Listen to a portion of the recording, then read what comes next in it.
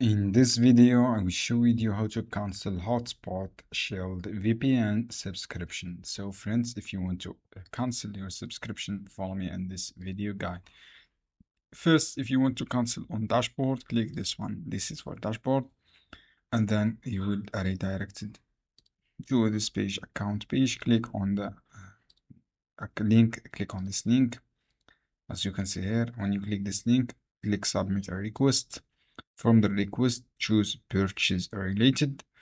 After that, we'll see this page. Write your email address.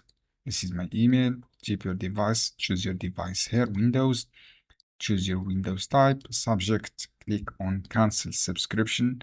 And then when you click cancel subscription, provide your description. I should choose, for example, I want to cancel my subscription. And then write your account details.